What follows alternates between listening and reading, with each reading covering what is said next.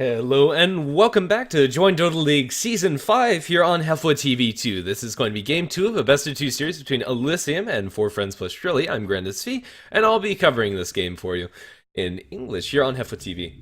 Either way, this is going to be a continuation of the first game, which looked really solid for 4FC, I must say. Throughout the game, even though it wasn't very action-packed, it just felt like they had more control over what was actually happening.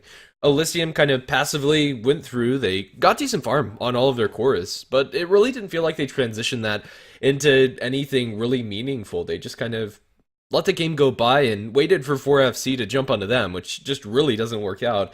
The Axe also a little disappointing, couldn't find very much with that Blink Dagger early on, and I really think Elysium, their picks don't really reflect the way that they were playing that game. I think it's okay to play it that passively as long as you know for sure that you have a late game advantage, or you can take fights comfortably in the late game. But with a Mirana Axe core, it's just really not the case. I mean, Mirana, although, don't get me wrong, she can be very scary with items. It's only really once she gets one or two major items more than the enemy heroes that she really starts to control things, and I think they kind of missed out a window where they could have made better use of the hero. Either way, we'll have to see if they're going to be able to come back in game number 2. 4FC, they're going to pick up the ever-popular Axe for their side this time around, and we'll have to see how they're going to be able to utilize the hero. It was a very lukewarm hero in game number 1, but still did his job.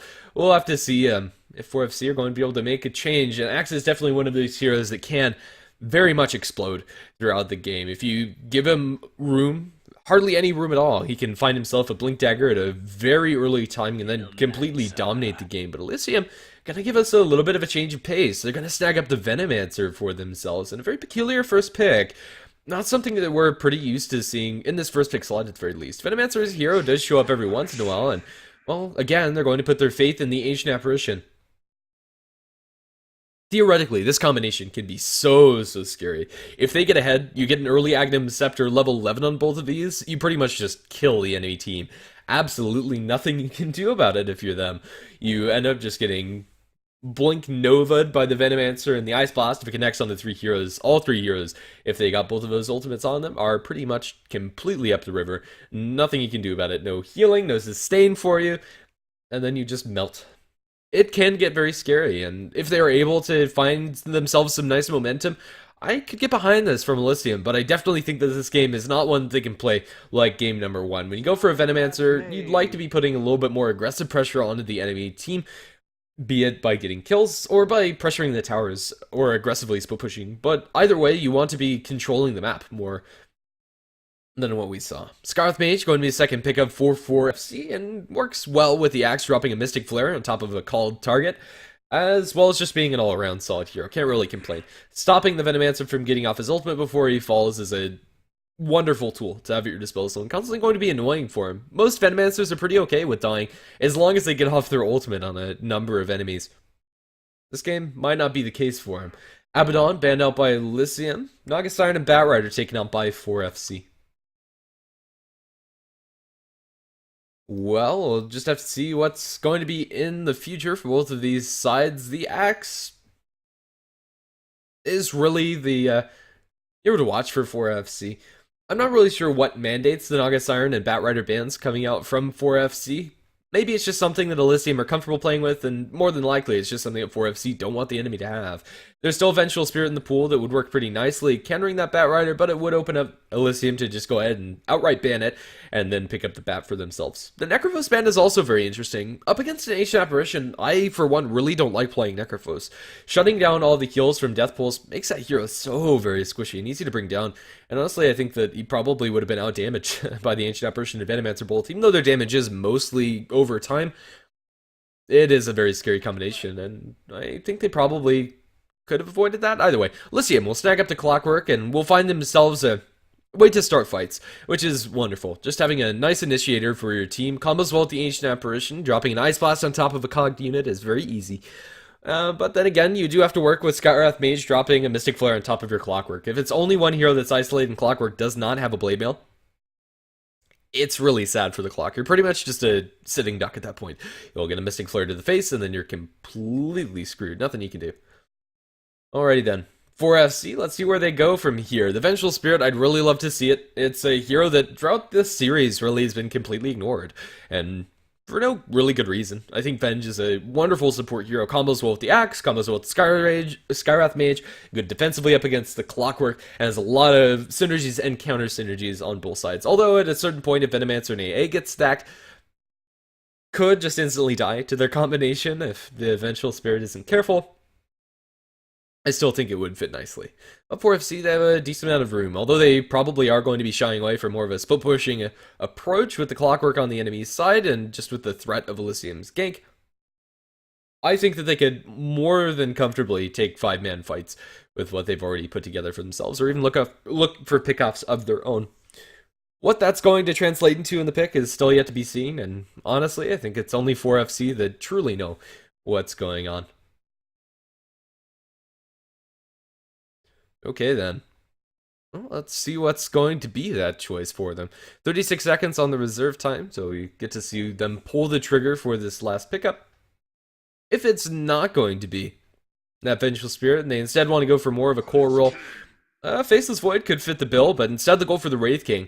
Whether it's core or support, either way, I think this is a pretty nice pick for them. Elysium, although they have the Ancient Apparition Ice Blast to somewhat shut down the Wraith King, especially his Vampiric Aura, a lot of their spells are very one cycle. You drop them and then you get kills, but if the Wraith King comes back, right now they just don't have a great way to deal with him for that second life. And also nice for 4FC, if Elysium go ahead and heavily counterpick the Wraith King, pick up a lot of mana burn, pick up a lot of sustained damage that the Wraith King would have a hard time dealing with, or just getting constantly kited, which is going to be something annoying for him throughout this game with the Venomancer on the enemy side.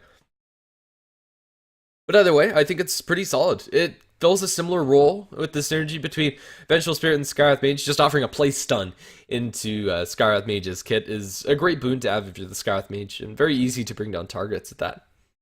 They have some mana burn from the cogs of the Clockwork, can't really leave it out, but it's also not reliable, and Wraith King should be able to get it off his ultimate 9 times out of 10. This is really scary. At a certain point, 4FC are just going to be so tanky on the front lines that Elysium won't be able to do much if they get behind. Even though they already have the Clockwork picked up for themselves, maybe you even go for a Timbersaw at this point. But instead, Elysium, go for an Enigma. Support Ancient Apparition, support Enigma, Safe Flame Clockwork feels like it's going to, or Safe Flame Veno is going to be the order of business for Elysium as far as how these lanes are going to shake down for themselves.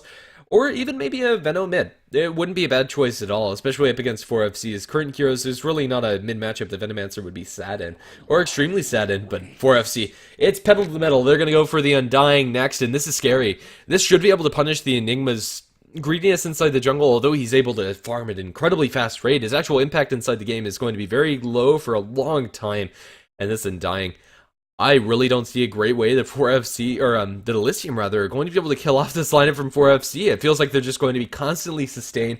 Unless the Ancient Apparition Ice Blast are entirely on point, things could be very scary for them. Storm Spirit, the ban coming out from Elysium, and it would have been a pretty good one, or a good pickup for 4FC. And right now they are open to just picking up a super mobile carry. Elysium's lockdown, you have Black Hole, you have Hookshot. That's about it. As far as hard lockdown, Cold Feet maybe every once in a while you get a proc of that. But for the most part, 4FC are just going to be running rampant around these team fights. And honestly, I think going for something like a Weaver, another hero that would love to be played in such an aggressive manner and can do a lot with just being free to move around inside the team fights, it would offer 4FC a lot of strength inside their lineup. Viper the ban, and we'll have to see what 4FC settle on. But for now, I really like their lineup. I think it's solid all around, and Elysium are going to have a hard time getting to the point where the Venomancer is scary enough to really accomplish much. They rely on having about 10 minutes of time where they can just farm up without being interrupted, but 4FC's ability to interrupt that in the first 10 minutes is very, very, very good.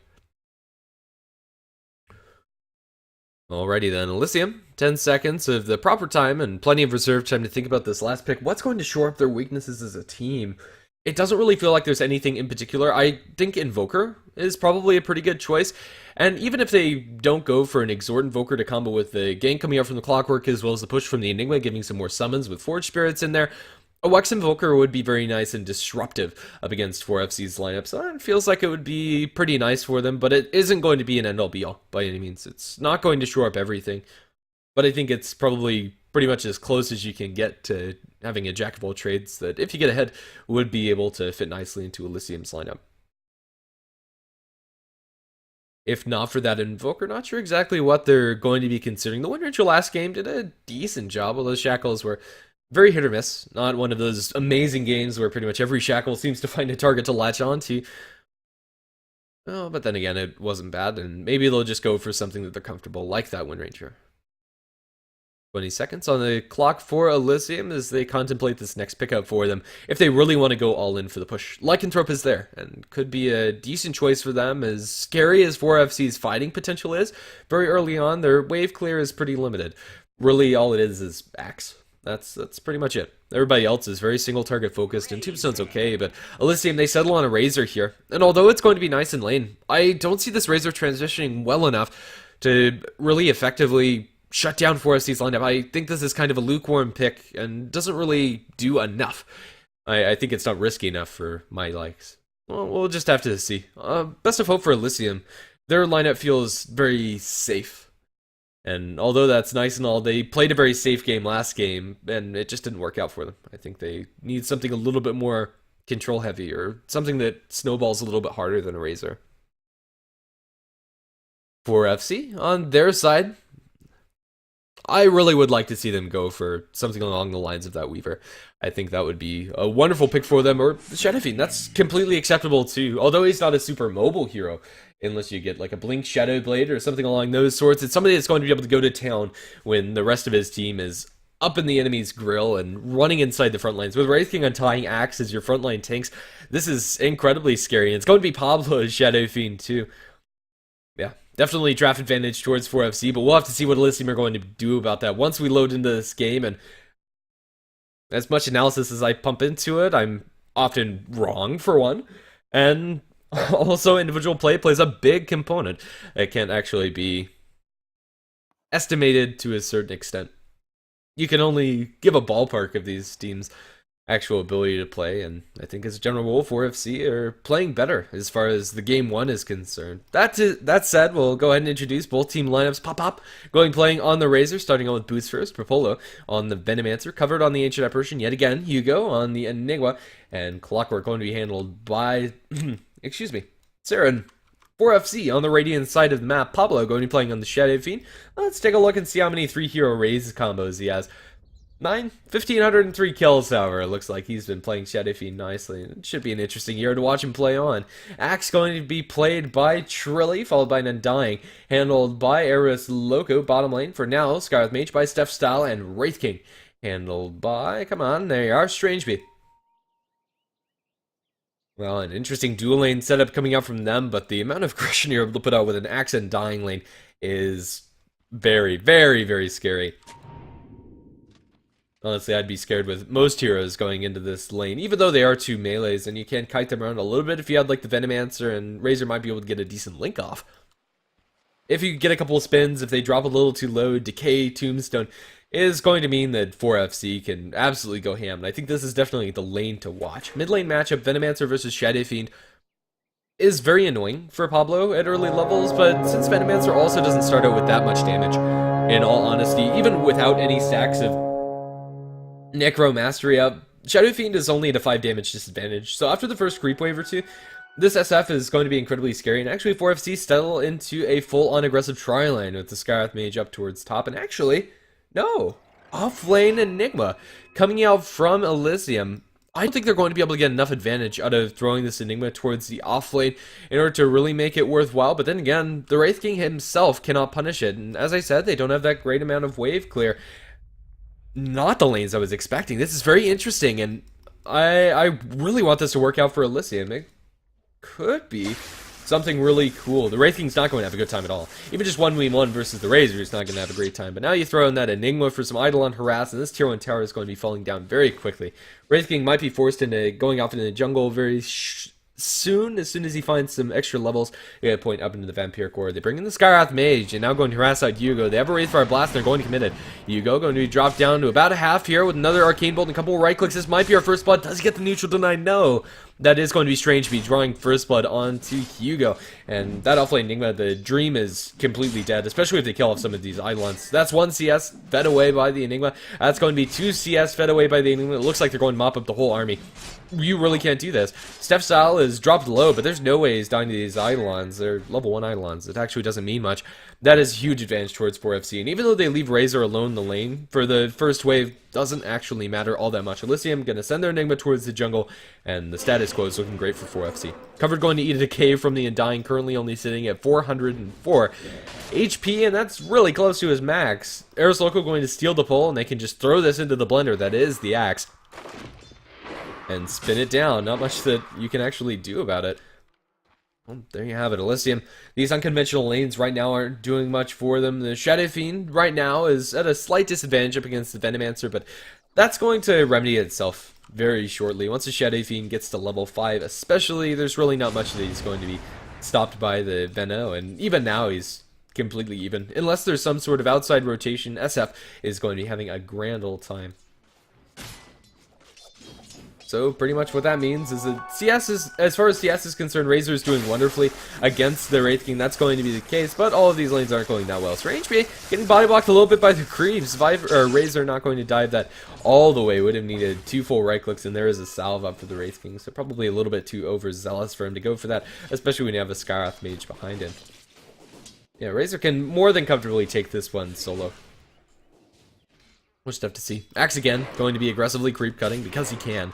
Trilly is not going to be punished very much at all. He'll snag himself another creep wave on top of this, and with the K's coming out from, or onto covered, he needs to be so careful. If he eats a handful of spins, 2 armor is not going to save you from the counter helix power coming out from Trilly.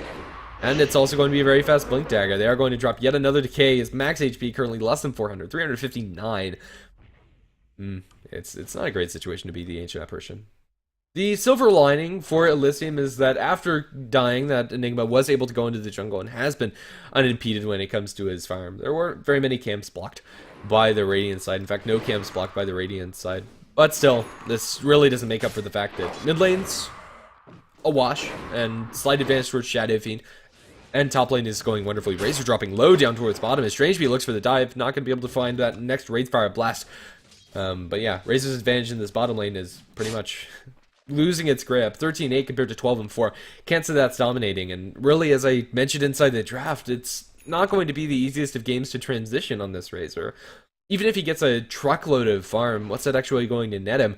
And is he going to be able to get that many kills or control the game? It's not somebody that can really easily control the pace of the game outside of the laning stage. His lane is wonderful, but outside that's not great. Scarlet Mage is dropping low, but he's going to be able to make his way back towards base as potential rotation from the Ancient Apparition, but a solo Ancient Apparition ganking the Shadow Fiend really doesn't feel like it's going to be effective enough. He doesn't have boots yet and is very susceptible to being slowed down, but Pablo, the risk of him turning around, hitting for almost 100, over 100, in fact, damage a pop at this point in the game is ridiculous. They'll leave the Clockwork solo up in this top lane, but this is really falling out of control of Elysium very quickly. This is not the start that they needed. They kind of need 4FC to do nothing for the first couple minutes of this game, or at least not exert their pressure. 1,000 net worth advantage already at less than 5 minutes in. Although Elysium are getting slightly more experience since they do have a jungling Enigma going to work, levels aren't going to be enough to remedy this. Clockwork Hog's going to keep them safe a little bit longer. They have a tombstone on the ground, slowing down Saren even further, and now Trilly coming in from the right is going to be able to get a call potentially onto this Clockwork and only needs a handful of spins. They'll be able to burst down Saren very quickly. He turns on the battery assault, now it's back up the Razor. Maybe there's turning potential. Trilly dropping low, going to turn for his silence onto Saren. He needs to get a CS. That is only a level 1 Battle Hunger, but still annoying for him to deal with. Trilly's going to be able to survive under his tower, and for now that's just popped out of his lane. Venomancer kills off the Shadow Fiend in a solo attempter, or mostly solo, with some help from the Ancient Apparition. Chilling Touch is still a wonderful spell, and finally they do something about Pablo farming away inside this middle lane. Alrighty then, finally we see some action throughout this game, and it is going to be nice for Elysium to finally break the status quo a little bit, mostly for this Veno. And again, even after that, Death Shadow Fiend's still going to be comfortable enough to sit in this lane and come back and farm it up to his heart's content. Not much that they're going to be able to do to stop that. I really think it's Hugo that probably needs to make the first rotation. Once he gets his Black Hole, we'll have to see where he goes and if it's going to net them anything.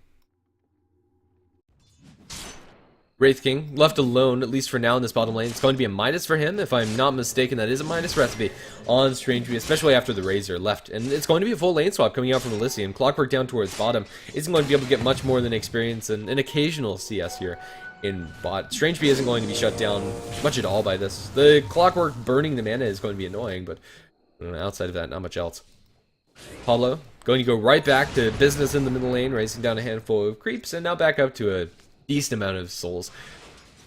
Or he's not really able to be contested farm-wise by the Venomancer at all. And we'll now go over towards the sidelines as a camp of wolves to farm up and camp of Hellbear Smashers.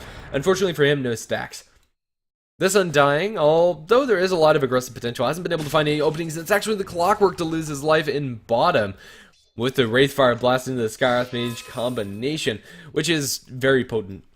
And that Clockwork is losing a lot of his momentum. It's going to be a full rushed Blade Mail for him, but all he has to his name is the Chainmail at the moment. Blink Dagger coming out for the axe is going to be there very shortly, as he's currently unimpeded, getting effectively every CS that he can with the spins down, and bringing the Eidolons isn't going to help much at all for Hugo. He does have a Black Hole, and maybe they can find themselves a gank, but honestly I think killing off these Eidolons is super great for 4FC if they can actually accomplish it.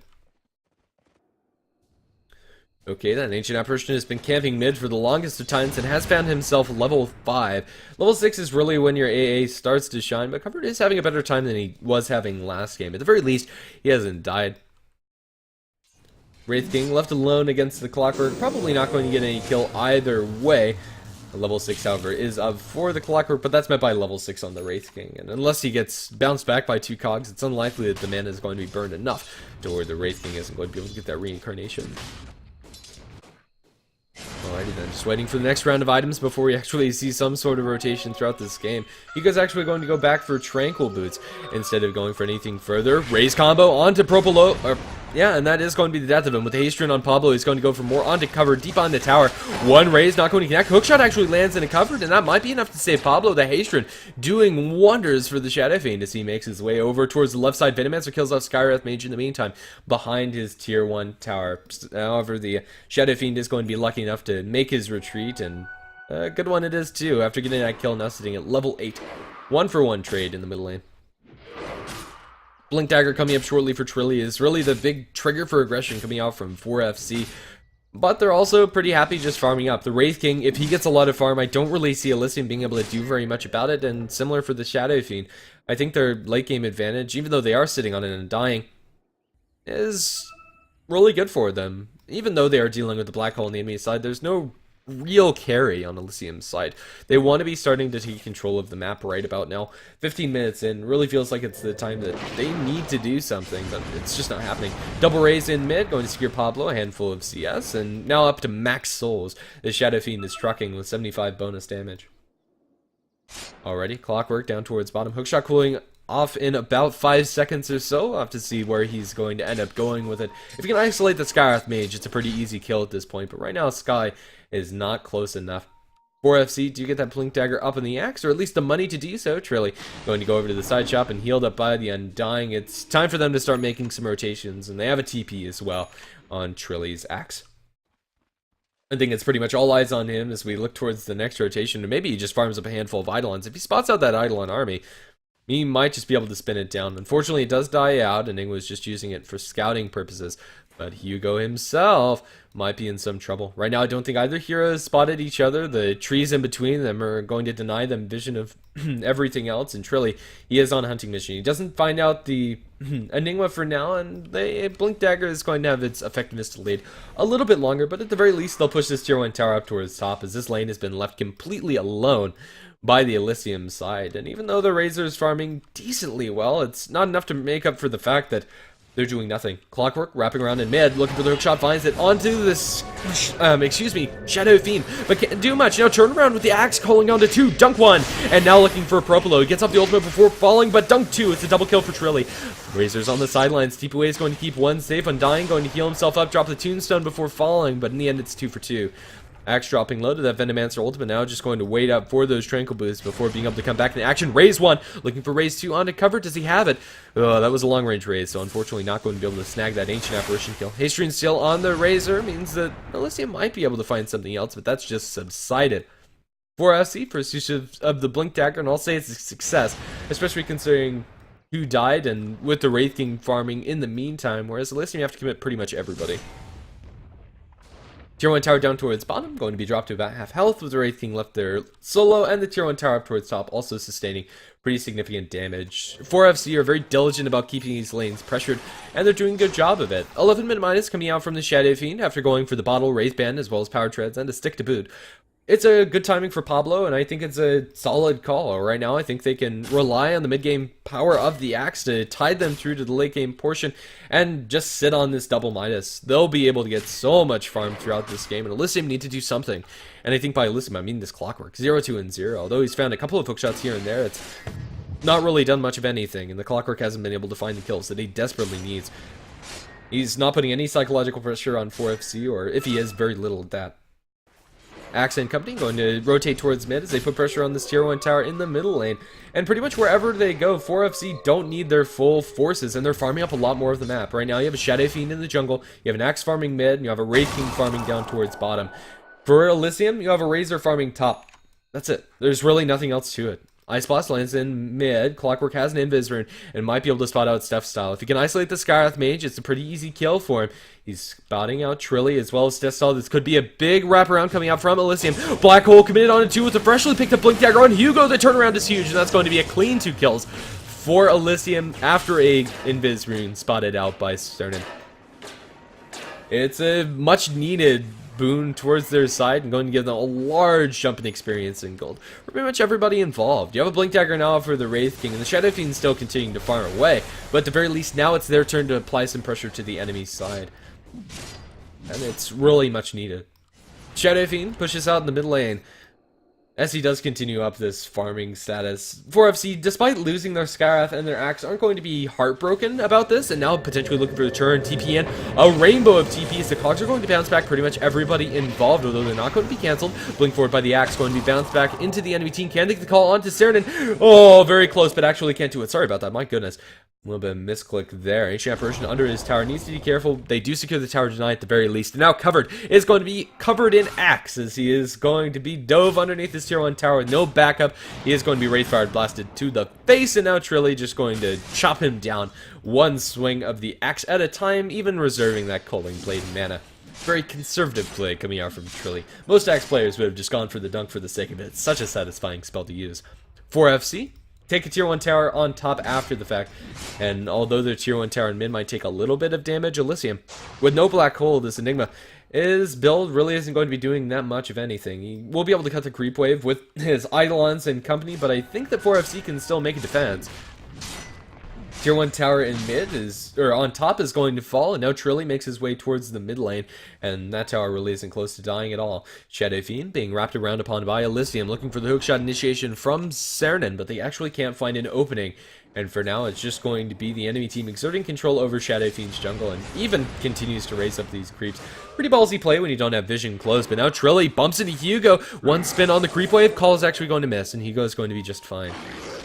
And now no Trilly's here, but he's going to mop up some Eidolons, and that can't be underestimated. That's an easy 4 CS that he got from one spin. Tier 1 tower in mid going to fall in the favor of Elysium.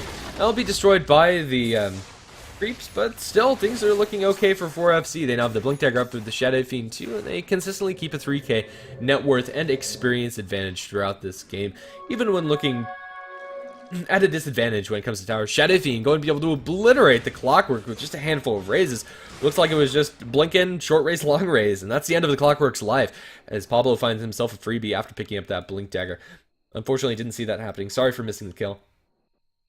4FC will go back to farming, and these minuses are ticking away. Elysium, they need to do something. It really is problematic for them to sit on this Venomancer's farm, to sit on a Clockwork that's doing nothing really. He has a Blade Mail, that's it, and sitting on a Razor that has drums and the makings of BKB potentially.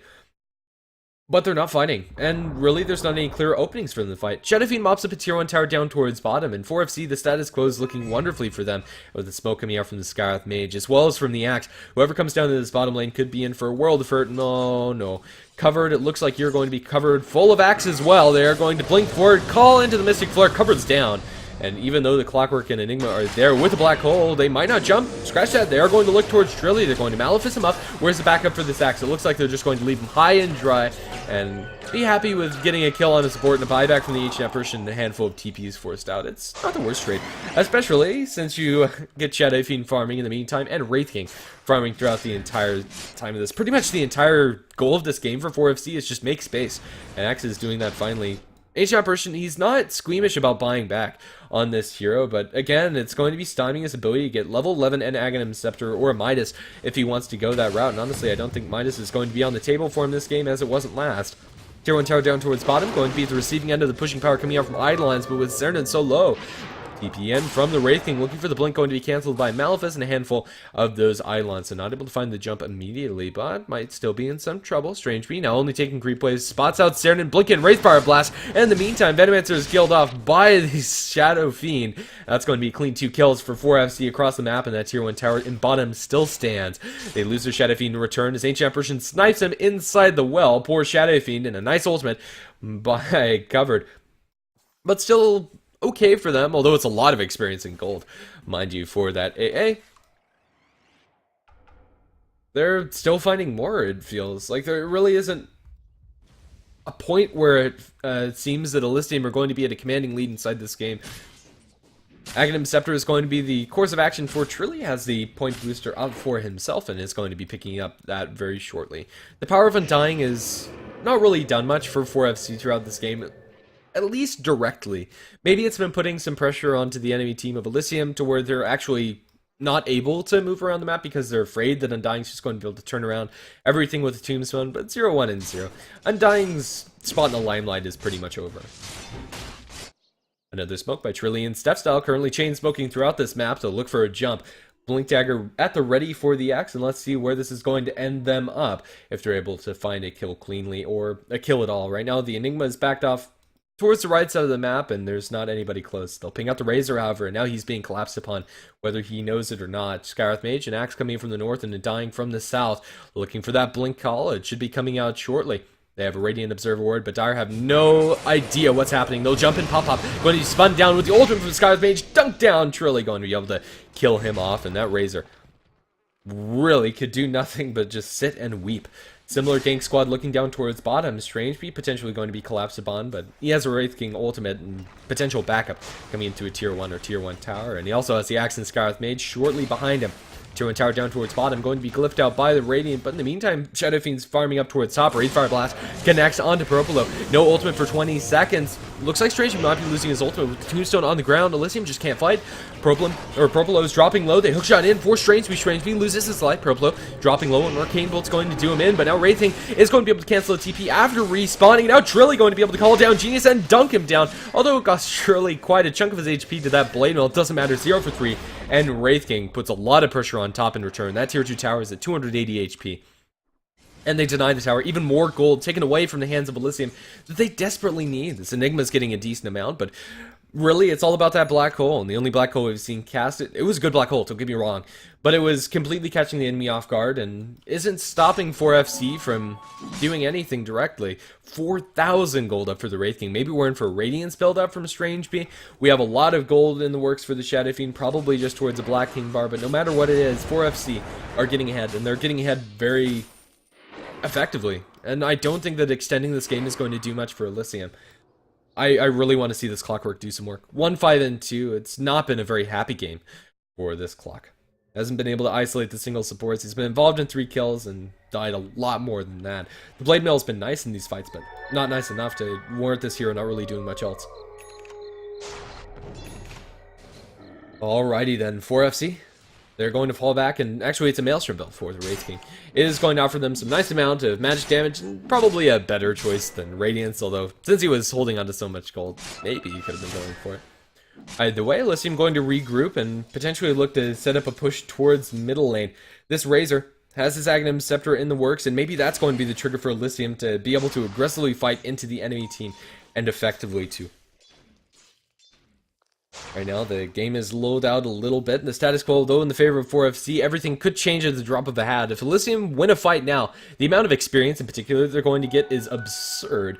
With an 11,000 experience advantage towards 4FC, killing off these Midas carriers could be wonderful for them. And speaking of said Midas carriers, currently, as expected, to be at the top of the hero level department, but a level 16 Shadow Fiend dying, especially for the clock and the ancient apparition, that could be crucial. Smoke coming out from Purpolo, Saren, as well as from Covered, as they're going to look to make a fight happen. But then again, 4FC also have a similar rotation up towards top, but Trilly, as well as the Scarlet Mage, have been spotted out by this Observer Ward, so that's not actually going to do them much of anything. Bottle dropped on the ground by Pablo. Looks like that's not going to do much, but now Hookshot connects onto the sideline. Steph style isolated. It's going to be dropped low, but now Propolo jump by the axe. It looks like it's going to be one kill for one kill. Teep away from Trilly. Looking to cancel it. Hugo can't. The Malefist just a little bit too late in coming before. And that's just going to be one pick off for Elysium. Finally, they find themselves a little bit of momentum. Maybe this can put some pressure up towards top, but they need to keep this pressure up. I really wonder where this has been for the last couple of minutes, but it's not too late for them to change. That's going to be a nice experience swing. Because they're so far behind, even a support kill is giving them 500 experience for most of these players involved. In towards mid. Undying is going to be facing off against the Raze, but now with bringing in the axe as well as the Shadow Fiend from the sidelines, they're going to look for the blink call. Now pop ultimate going to be pop by Pablo, and that is going to be the end of his life. My goodness, the burst damage coming out from his Shadow Fiend is ridiculous.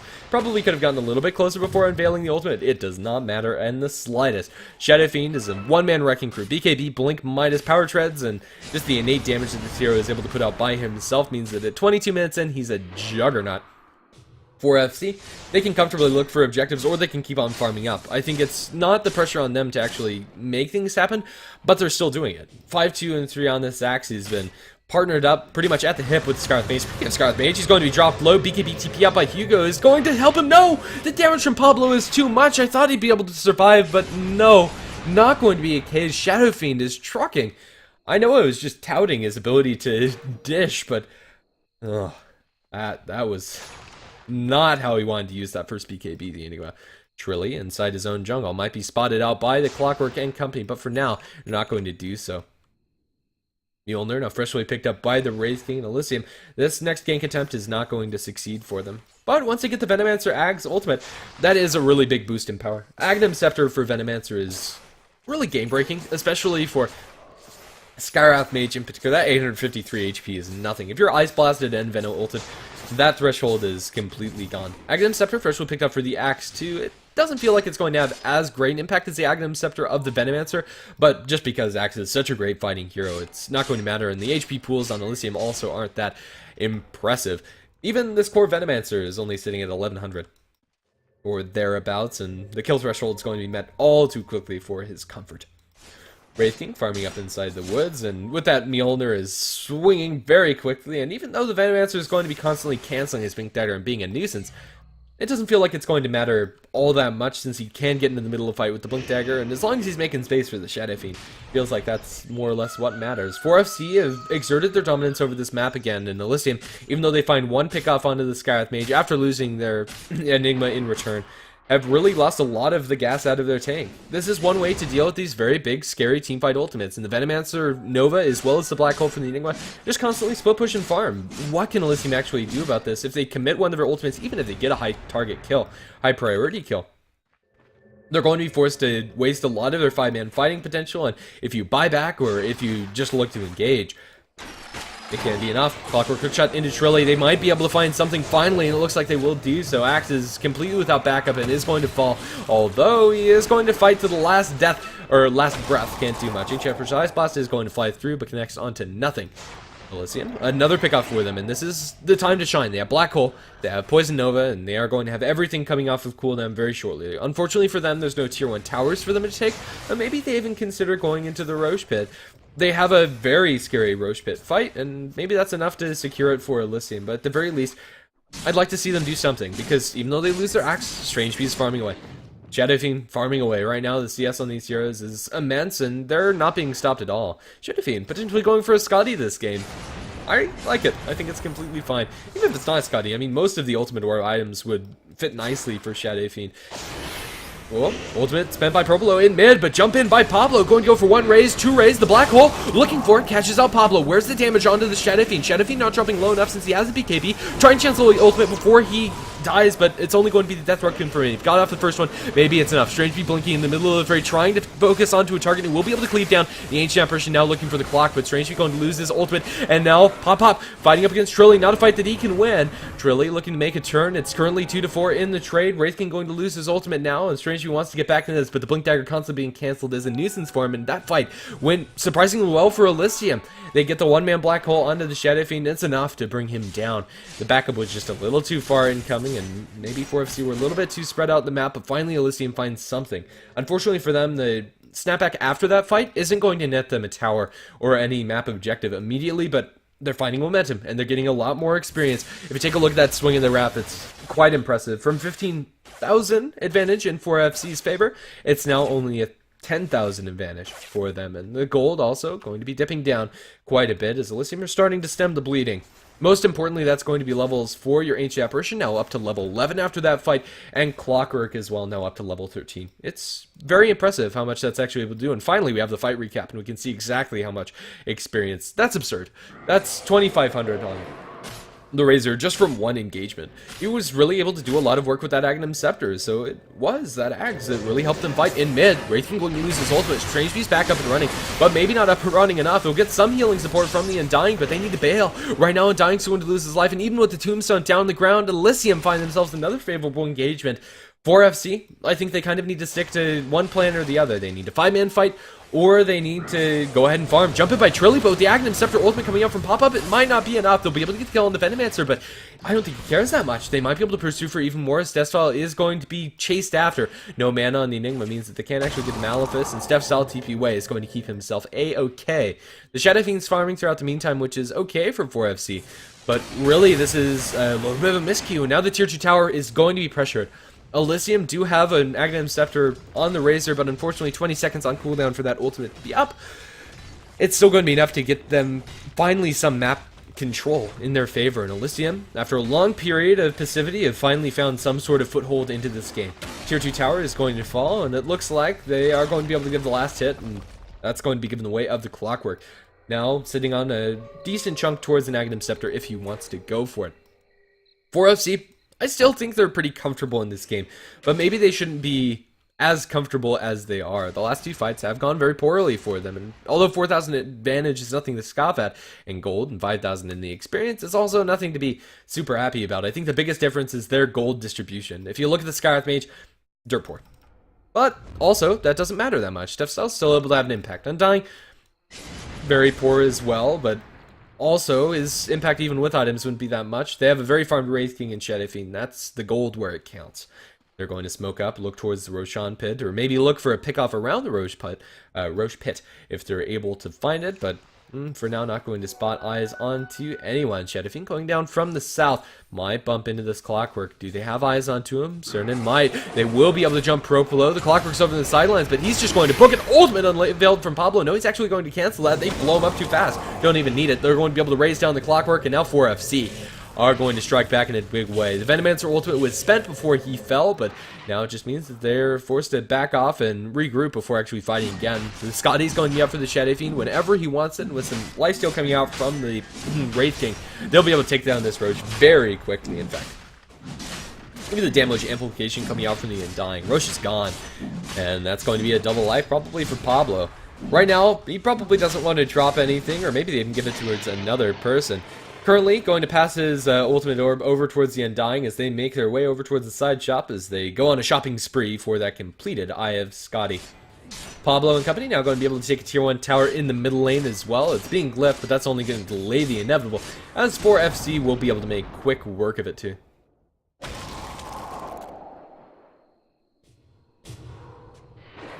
Alrighty then. Pablo now with a fresh Eye of Scotty flying out to him on the courier, as well as having that double life, is going to be an absolute menace. Apologies, it's brought to my attention that inside the chat, apparently it's Krilly, not Trilly. I apologize for mispronouncing it. I'll try to fix that throughout the rest of the cast. Every once in a while, it happens. Apologies.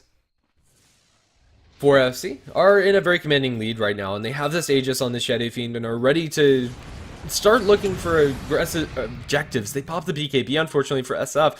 Looks like he just fat-fingered that one. Not exactly sure what he was trying to do. I assume it was trying to get the Midas off before he actually mopped up that creep wave, so... No, that's 1 second down with nothing spent by Elysium. Small win there. Let's see if they actually know that or if it actually matters at all. Elysium do have their black hole, and their team fight combination is very scary, and it's about to get scarier as Hugo is going to have this refresher warp. Even though the rest of his team isn't having the greatest time, mostly the Venomancer and Clockwork, this Enigma has been able to farm very effectively and is going to be rocking that double black hole. And even though 4FC have a good lead when it comes to their items, double black hole is not something to be joking about. It's very, very scary to go up against. Well, for now, we're going to fall back as 4FC regroup in mid. Steph Style is going to be falling behind this, or sitting behind this Shadow Fiend as they look to push down this mid-tier 2 tower, and it looks like they're going to be able to do so. All eyes on this Enigma, however. Hugo does have the potential to make a big turn, but that's only if Elysium actually want to fully commit to this. Right now, it's only the Razor in the mid lane needs to be so careful. Double raise down to the creep wave, and they should be able to take this tower. They're going to instead look towards the north, as there were some heroes farming there, but I don't think they're going to spot them out. But maybe Strangebee is just going to go whole ham anyway.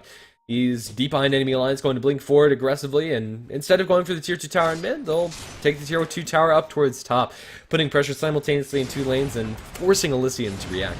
Pablo going to mop up the creep wave, and now from here on out, it's going to be really hard for them. Elysium have no time to set up their ward defenses from the Venomancer to protect this tower, and with only 200 HP onto it, they're going to be able to mop it up very fast. Tier 2 tower up towards top is pretty much assuredly gone. Now they can just swing towards mid. Why not? It really took nothing. They have that refresher up on Hugo, and we'll just have to see if this is going to be the fight changer that Elysium really needed to be. They've waited a long time for Hugo to get this item up, and now with the double BKB, double black hole, it's their time to shine. 4FC instead going to continue the push up towards top lane, feeling they're strong enough to actually keep on doing it. And they have the BKB now off of cooldown for the Shadow Fiend, although only down to 7 seconds. We'll just have to see. Strangebee going to also be on this front line, and 3 Plague Wards are not going to do it. These are going to be chunked down, 2-shot by the Shadow Fiend. Extra CS in this pocket. Although Midnight Pulse is annoying, you also have the Tombstone ready. And Elysium, they're going to be forced to fight. Wraithfire Blast over onto Purplo, but that's not going to stop much of anything. Strange might be losing his ultimate here. Taking tower a little bit too aggressively, but no, the Aghanim Scepter isn't up for the Ancient Apparition. In fact, he went for a Force Staff instead, which definitely still has its merits, but not going to be able to secure at least putting that Wraith King ultimate on cooldown for 60 seconds. So earn up Strangebee and fall back for a little bit. 4FC are losing some of this Aegis time. They only have about a minute left of it till it expires. And looks like they're going to refresh and regroup, ready to go up for this top lane again. Elysium, they need to stick back with Hugo. He's forced to pop the BKB. He jumps forward, looking for the black hole, but Hugo can't find it. He's going to Malthus up Steph Sol, looking for the solo kill, but where's the rest of his team? Hookshot down towards the south is going to isolate Undying. They will be able to bring him down. Wraith King might lose his ultimate, but that is probably all they lose. Right now, that's BKB down for the Enigma, and a really huge loss for Elysium, even though 4FC lose their Undying. That's not the biggest of losses here. Let's see if they find anything more. This could tip the scales into Elysium's favor. Strangebee is still over in the sidelines, but keep in mind, he does have that reincarnation, and he's actually going to show himself towards the Clockwork. Hookshot cooling down for 30 seconds. He's got Wraithfire Blast him, BKB popped, and now go to town. He's not getting enough crits to actually bring him down. Getting linked up by the Razor means that he's not very comfortable. He wants to lose this Aegis, and indeed will do so. In the meantime, the Skyrath Mage killed off by the Venomancer. That didn't cost him the ultimate. Now they look to kill off the Wraith King for a second time. They will be able to do so. Ultimate being popped by Pablo is going to slow down and reduce the damage of the Razor, but not by enough. Pablo isn't winning this man fight convincingly. The Axe, however, is going to be able to chop down one more. That's Clockwork down, and Enigma's also down without having buyback, but it might not matter in the slightest. Pop-Up coming through, and Pablo has 9 stacks of the ultimate from Pop-Up onto him, but for now, Pablo is going to survive. The Aegis has since expired on the Shadow Fiend and needs to be very careful. If he dies here, it could be huge. Going to turn for Raze, but actually doesn't connect to her, and that's BKB down. Going to blink away and potentially look for the TP. Buys the TP, going to try to channel it. Do they have a way to cancel? Do they have the damage? No! He's going to eat the ultimate from the Venomancer and take low in base, but I don't think he's going to die. But is going to be stuck in base for quite a long time. That fight going pretty well for Elysium, especially considering that they didn't have to use a single black hole. The Enigma died a little too early, and for now, high ground's defended. Yeah, very awkward way for 4FC to start that out. It was very spread out, and Elysium were able to capitalize on that pretty well. The Clockwork isolating the Undying down towards bottom. They pick off a couple of the supports, and then is when the Shadow Fiend jumps in. But really, if they had Pablo there from the start, probably would have looked a lot cleaner for them.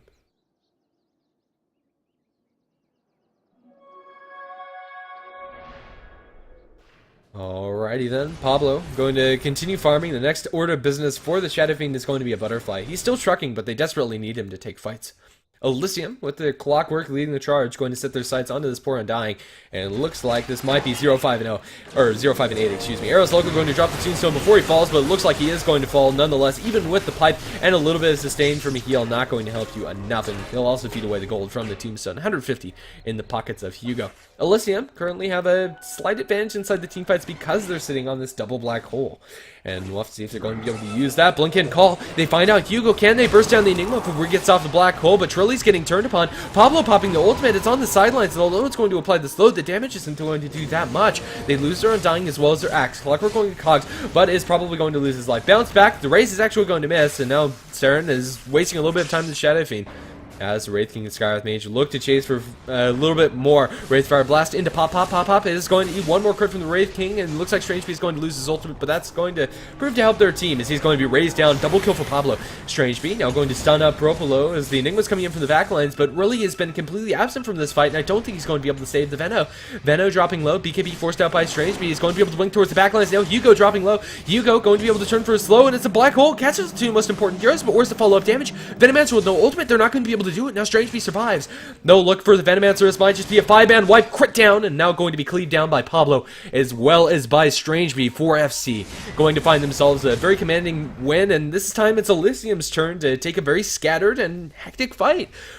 That Enigma was isolated away from the rest of his team and wasn't able to really accomplish much of anything inside that engagement, and ends up losing quite a bit. Dagon on the Venomancer, but I really don't see this changing anything.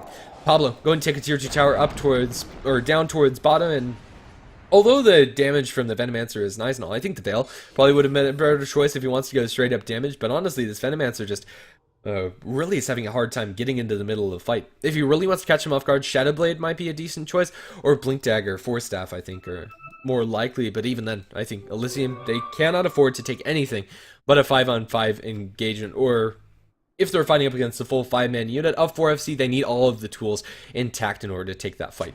Skywrath going to go for a moderately deep warding mission, but again, 4FC are showing their ability to control the map, putting pressure on all of these lanes, bottling up the enemy team quite nicely, as well as keeping wards where they're relevant. 4FC are doing a nice job throughout all of this. Invis Rune on Pablo, going to potentially set up. He has that freshly picked up Butterfly, and this might be spelling the end of poor Clockwork's life.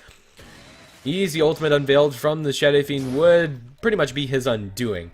But at least for now, Shadow Fiend isn't going to want to die behind there as they don't have enough vision. Force Staff in, blink away. Very awkward. 4FC are going to regroup, and although they've been spotted out by Elysium, nothing's actually going to break out yet. The lead Strangebee to force out the lane, and Strangebee is sitting on 5,000 gold. And also Cuirass, or maybe even just a heart, could be wonderful for Strangebee, depending on what the course of action is going to be for him, or maybe even like an SNY. Just a little bit more movement speed could be very useful for him. They'll blink up to the high ground. They find the stun to Hugo. He's not going to be able to get off a single black hole. Going to be bursted down. The Dagon as well as the ultimate dropped by Propolo. It looks like they are going to lose Krilly here. He's not going to be able to get a dunk off beforehand. But then again, they are going to lose their Clockwork. The ultimate from the Shadow Fiend is going to crater him. Pablo dominating. It's a 1-for-2 for now as they go for a little bit more. Strangebee going to lose his ultimate, but that's going to help them chase down Pop-Pop. Trying to TP out. Do they have a way to cancel it? No, they do not. And he is going to be able to make his way back towards base. But the Venomancer are not going to be so lucky as he's raised down by Pablo with a double kill and a mega kill spree for him with no buybacks on any of these three heroes from Elysium. 4FC will be able to push down mid lane, at the very least take a tier 2 tower or take a Roshan, take pretty much whatever objective they want to do in the next couple of seconds. And even though they might have been able to go for a little bit more high ground pressure, they don't know that Elysium don't have buybacks. And, well, they do lose their Skywrath Mage to Roshan. That's embarrassing. Pablo, this is going to be a double life for him, and this is going to be a new big item for Strangebee. He's not going to need to be careful, but he's not going to die to that Ice Blast coming out from the Skywrath Mage. Where is he? I don't think he is. There's no Aghanim Scepter up for him, and yeah, he's more than fine. Basher is going to be order of business for Strange Bee, and he's actually going to have a full Abyssal. This is scary, and this is really the point that I was talking about when I said that 4FC have scarier late game. Their heroes really can't be stopped, as we've kind of seen. The damage from Razor isn't significant enough, even once he gets this refresher, which he is going to have whenever he wants to pick it up, as soon as he gets the buyback gold for it, really.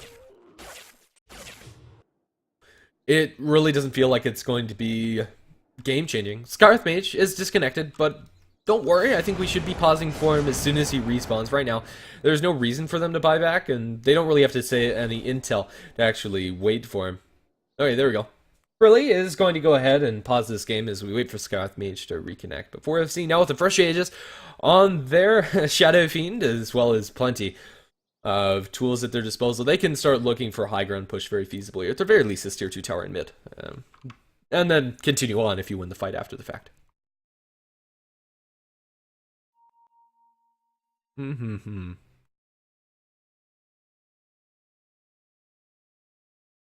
Alrighty then. 4FC, we're in a really good spot right now. The advantage in net worth is currently at 13,000 in their favor, and even more in the experience graphs. Even though there have been glimmers of hopes, as reflected inside the graphs, you can see little humps down in the favor of Elysium. Whenever they find a favorable fight, they haven't been able to really snowball that. It really feels like 4FC's ability to fight has been better, and honestly, their individual play has been really good the last couple of, or this series entirely. I'm not sure if that maintains the case or is normal for them, and honestly, I'm not sure how well Elysium usually play.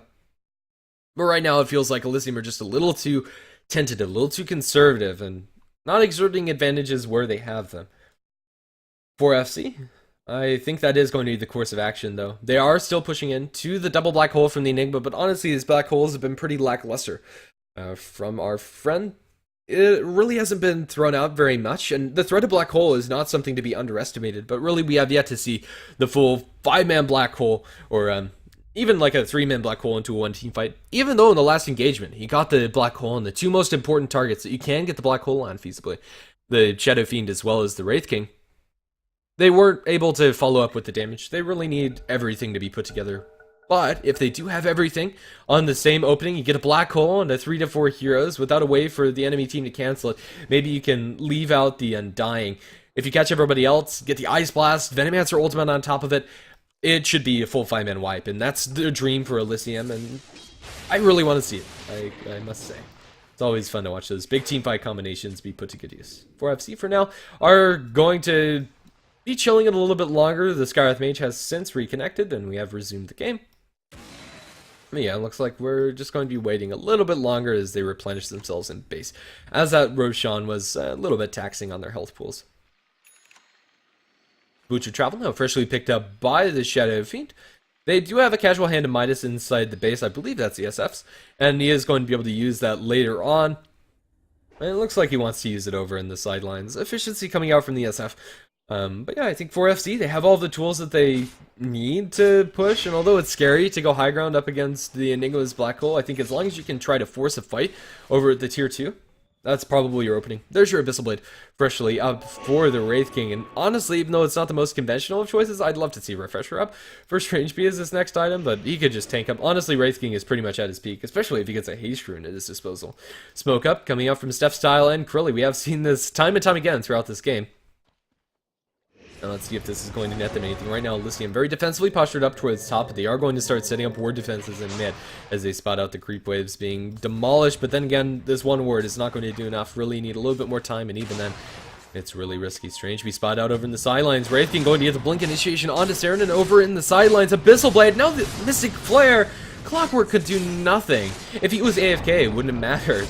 Shadow Fiend, in the meantime, gets tier 2 tower in the mid lane as he's left alone to his own devices, and now taking a fight for 4FC is already a lot easier. As long as they don't group up for Black Hole, I think this is going to be a pretty successful high ground defense.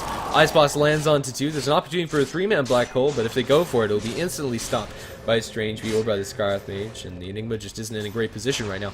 Elysium are going to bring back their full barrage of heroes, and Strange Bee is being slowed down quite a bit. But for now, 4FC are going to be able to disengage. They force the axe back down towards the bottom lane as Razor is pushing there, but if they can kill off Hugo, that could be huge. Enigma really just needs to stay back, and, well, he would love to have his Agnum Scepter before this next fight, and we'll have to see if he's going to be able to get enough gold, and it looks like he is going to do so. Is he going to forsake buyback, however, is the bigger question. Honestly, you might want to consider doing it.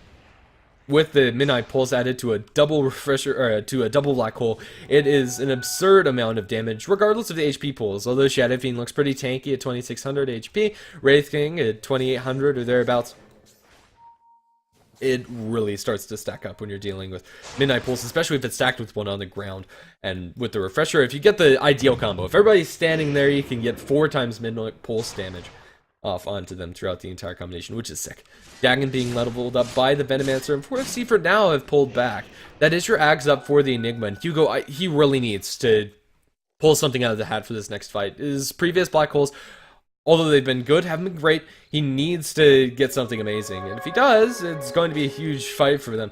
HF for Science Blast going to fly down towards bottom, and that's going to connect on a handful of creeps. Outside of that, the big item pickups for Elysium really just aren't there. We have that Refresher from the Razor, but that's been up for a little bit. And yeah, it really is all about the Refresher combos on Elysium. 4FC going to put together the push in mid yet again, but also again, they are running up very close to the Aegis wearing off. Only 30 seconds until that Aegis is down the Shadow Fiend. This might be a big opening for Elysium if 4FC actually go for this push. Let's see if they're going to be able to, or if they're going to do so either. Right now, it seems that they're more than comfortable just farming away. Pablo going to send himself the courier over to the Secret Shop. He's since used his Midas, and right now he's sitting on quite a large lump sum of gold. This is going to be a Shadow Fiend that, for all intents and purposes, is completely capped out. Looks like the order of business is going to be crit for Pablo, and as if he wasn't already doing enough damage already. With the full Daedalus, as well as the lifesteal from the Wraith King, there's really not anybody that can man-fight him, and even if they get their combo onto him, Pablo's not guaranteed to die, unless they get the full combination off in its entirety without getting the black holes cancelled. That's your Daedalus flying out to Pablo now. And right now, 4FC, they're starting to stall out. They would really like to go high ground at this moment. They're not really getting much stronger. The Wraith King, although he does have Power Shreds as well as TP Scroll to replace, no matter what that last item is, he's pretty much at the point where Wraith King wants to be. Critting for a bunch, hitting for a bunch, being able to stick on his targets pretty much indefinitely. 4FC. However, are respecting the high ground defense of Elysium, which is not something to be underestimated. Their dream combo is extremely, extremely strong, as I've kind of already talked about and pretty much beaten to the ground.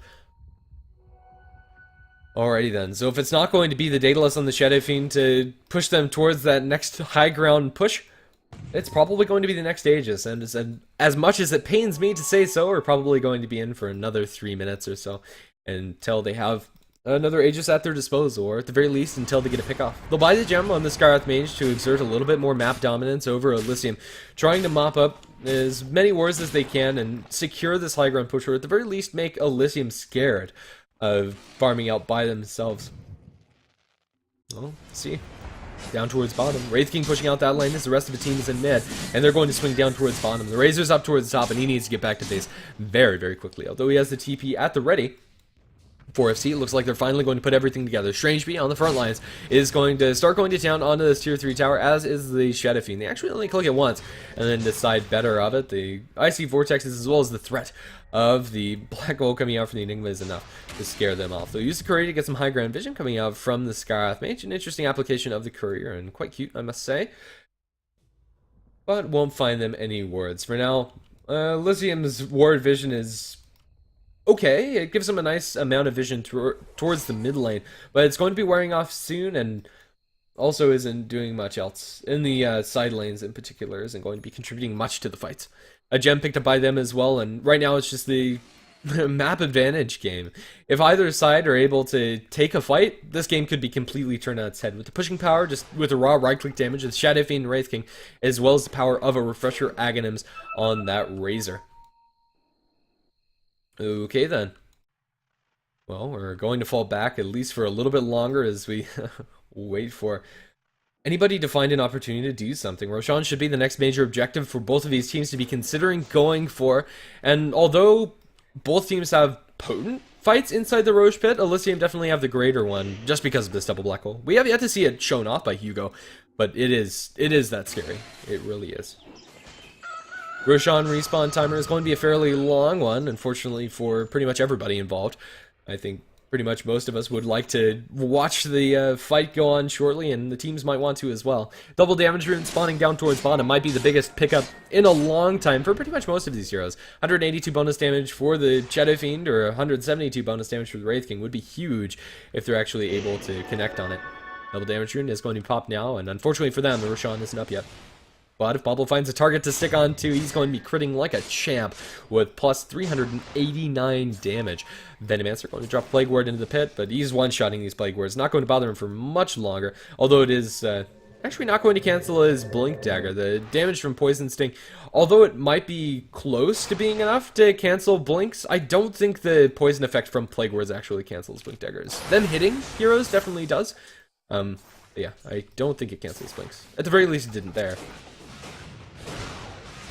1,384 crit damage coming out from this Shadow Fiend, at least now a really nice amount if he's actually able to lay into a target, but for now that's just not available for them. Elysium are setting up shop around the Roshan pit. Hugo and company going to be farming up Ancients as they just stall out, waiting for this Roshan to respawn. About a minute till that's up and ready for them to have at their disposal, and well, the Dagon is starting to take up for the Venomancer. I think I really don't like this pickup, in all honesty, but it's still going to be a nice little bit of damage to push them over the edge in focusing down heroes. I think going for a Scythe of Ice would have been a lot better. If he wants to damage, Veil would be doing probably more than the Dagon, even though it costs significantly less than Dagon's gone for. Strange, we're going to blink forward, looking for Propolo. Will they be able to find him? They are going to drop a Plague Word and try to kite them out, and the Ice Blast has been thrown out. For now, both teams are just going to fall back, and there's actually not going to be any action happening, although Strangeby is perpetually kited by these Plague Wards. So get a little bit of extra movement speed from the Culling Blade on Crease. So with the Agnum Scepter, that's back up anyway. It is an application of the ultimate that you can use, although fairly mana costly. He was sitting on full mana marks anyway, so it really doesn't actually matter, or mind much that he is going to use that. Up towards top, potential, pick off potential. Hookshot, misses. That's going to be about it. Elysium, blink forward, looking for steps down. They might be able to cancel his TP. No! Malefice just a little too short incoming. That animation a little too long, and Scarlet Mage makes it out to safety. Two close calls, or potentially we could have a fight breaking out for either side, but really we haven't been able to see much of anything. As far as the effigy side of this game, pretty good on 4FC's side. I quite like the Lone Druid pointing up pose. Quite cute. By the way, Roshan is now respawned, and that's something that's going to be known by Elysium at the very least, and 4FC should have their suspicions that it's up shortly. And that should be our next major objective for everybody to take. We are going to see Elysium walk over there, and well, that is going to be the course of action.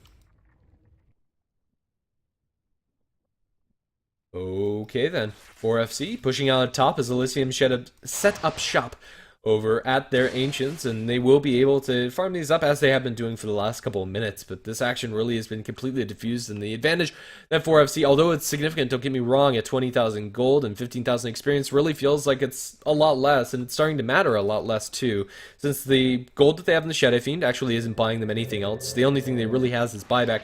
Maybe he decides to replace the Blink Dagger with something, but I think at this point that's probably not a good option. 4FC inside the Roche pit. They're going to give up the Jig. The Clockwork Flare hadn't worn off. Will they be able to do it fast enough? However, Elysium aren't coming, or aren't in position, especially with this Enigma. They have boots to travel, but no creeps close. Roshan already at half health, and let's see how this is going to go down. Clockwork's up on the high ground, and this is probably our fight brewing. 4FC have Pablo also. The vision is still being given them. BKB popped out. Hugo's on the high ground. Doesn't find a black hole. Ango is going to drop the Midnight Pulse. Hookshot going to land. It's a party on the hill. Pablo solo black hole, but they're not focusing on the Shadow Fiend by himself. They get the Refresher ultimate, but Pablo now is going to start fighting. This black hole is good. On to 3. He'll be able to focus down 1. Buyback instantly from the Shadow Fiend as he wants to get back into this fight. Buyback from the Undying 2. Now Elysium without their double black hole don't really have a way to fight into this. And 4FC, they're going to finish what they started inside the Roche pit, and I think Elysium just have to book it. They have no Venomancer and no buyback on that Veno, and even though it's costly, 4FC, I think they found a window. All they had to do was force out that double black hole. Without that, it's so much less scarier to fight up against the enemy team, and now Shadow Fiend is going to forfeit his Blink Dagger, at least for the time being. He's going to pass that off, I believe, to somebody else, or maybe he just hits it, I don't know. Maybe he sold it inside the base, either way. It is going to be the Shadow Fiend with a double life, and Strangeby with a double life, and without the black hole to worry about, now going high ground is relatively a lot easier. Strange Bee on the front line, although they're going to have to deal with Nagam Scepter, Ancient Apparition, Ice Blast that's on cooldown for 20 seconds. Midnight Pulse is one of the biggest ways that they can do damage. Hookshot in, catches out Strange, he burns his mana a little bit. But for now, Strange Bee's fine as an ultimate anyway. It looks like he might be forced to proc that one, but healed up by the Undying. It's going to be 4FC to continue the charge. This time they find themselves an opening, and it's a big one at that. Tier 3 tower going to lose its life, and now they work into the melee barracks. Assault Cuirass up for Strange Bee means that this pushing power is pretty immense. They pop the pipe, and that's melee down. They will be able to hookshot in, burn a little bit more mana from Strange Bee, but the Razor just can't win this fight. He's Abyssal Bladed up, and the damage from Pablo is immense. They are going to be able to crit him down. The ultimate from the axe not even availed. There's Pablo dropping the Requiem, and they will be able to cleave down the Venomancer. He just can't do anything except for drop his ultimate. Now Hugo going to lose his life. That's Aegis down. That's ultimate down from the Wraith King, but doesn't matter. There's nothing to get them outside of this base. Gem of True Sight down on the ground. Axe going to lose his life. Corelli, Force Staff down to the lower ground. He's down to 1 HP. One more right click from the Enigma is going to do him in, but the rest of his team is still fighting, and fighting strong they are. 4FC going to swing up towards top as they look to break high ground a secondary time with still 60 seconds. So not worry about one black hole and 80 seconds before the double. Jump in. They are going to be able to burn more mana from Strange Bee, and Strange Bee does need to be careful. But we'll have to see what's going to be going on. Right now, Pablo is going to be Force Staffed out, and for now, 4FC are going to pull back, jams it in. Clockwork going to kill off that Skywrath Mage. Now Pablo forced to pop the cheese. Man fighting up against the Clockwork. He is probably going to be able to get this kill, and now working towards Hugo. With no lifesteal, it's a little bit harder with the PKB. Pablo just goes down and has no fear in the world. Clockwork actually manages to survive, and Shadow Fiend does not reclaim a gem for his team, but that is a dieback on your Enigma. Unfortunately enough for him, he was forced to use that in the last fight, and they get what they came for. 4FC, they get the melee barracks in its entirety in the middle lane, and get a tier 3 tower up towards top. They did lose one down towards bottom just to creeps as they were pushing in over in the meantime, but that doesn't really matter. They'll be back up in full forces, and going for that second lane of barracks is a lot easier, especially when you have an entirely 6-slide Shadow Fiend. Casual 8k gold onto Pablo. We'll have to see what he's going to purchase up. Honestly, I think a Satanic for himself would be wonderful for him. With a Satanic, as well as the lifesteal coming out from the Wraith King, there's no way that you're killing him, and it looks like that is going to be the order of business. Has a Helm of the Dominator, he's just going to one-shot buy it because he can. Okay, then 4FC have found themselves much more comfortable sitting in this game, even though they've had an advantage. It really doesn't feel like they've been able to do much with it, but now, even though the experience advantage is pretty much null at this point, it doesn't matter. We're currently almost an hour into this game, and everybody has their level 16 ultimates, and really the scaling isn't going to be doing much of anything. Excuse me for a second, I'm going to go ahead and take a drink. It has been quite a long cast.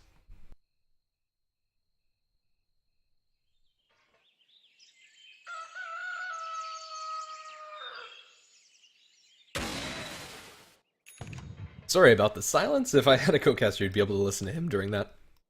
Ooh, also a little bit of a throat hiccup. Either way, Elysium, they are going to have their double black hole soon, and they still can win a fight and feasibly push back. This game is not over by any means, but it's still looking good for 4FC. The more time the Elysium draw this out, they can get more items, but their items aren't meaning as much as the items coming out from the enemy side. Their right-click damage is pretty much limited to what Razor can steal. And although Eye of the Storm is wonderful, especially when you have two of them running at the same time, it's still scary. Shadow Fiend going to very easily pressure down this mid lane with the help of these super-sized creeps. And, well, smoke coming out from 4FC. Let's see if they catch somebody up. If Hugo dies, that could be the end of it for Elysium without Black Hole, because he will not have buyback spent it in the last engagement. For now, he is going to survive and makes himself scarce. Elysium are in their full forces and ready to go at a moment's notice. 4FC still smoked up, but that's going to wear off shortly.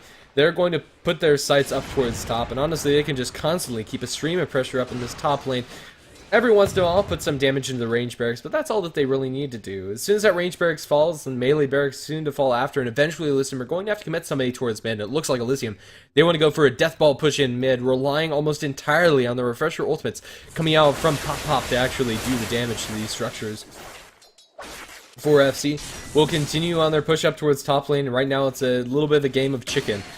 And honestly, I think 4FC are going to win it. These super creeps are slowing down the push at the very least.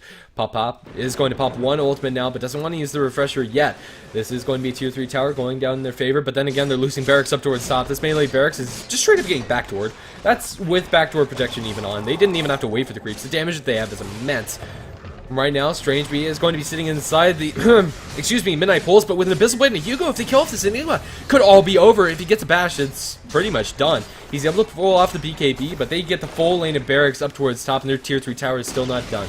They lose the ultimate on the Wraith King, but he'll be able to blink away to safety, and now they defend at their base. Pop is sitting with a Refresher ultimate on the front lines to try and take down this melee barracks, but it's only down to about half. Not even a close call for 4FC. It is going to cost him a little bit. Call attempt from Shirley. He's going to eat the ultimate from the HF person. That's going to be the end of his life. Strange Bee trying to find a target to stick onto. Blink cooling down, but now they bring in the big guns. Pablo going to come in and pop. All they need is a little bit more damage to bring him down, but they'll just sit back and chill. They don't actually need to really stop and wait, or to really pressure even more. Hugo going to drop a Midnight Pulse on the ground, as well as a Malefice into Pablo, but solo killing potential, especially without spending Black Holes, just isn't there for Hugo.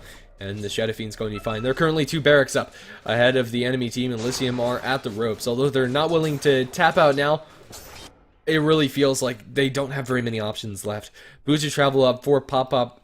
He's pretty much, for all intents and purposes, 6 slot. He can't get the Butterfly. Maybe he decides to replace... What does he even replace? The Shivas? Honestly, I don't like the pickup of the Shivas this game, but...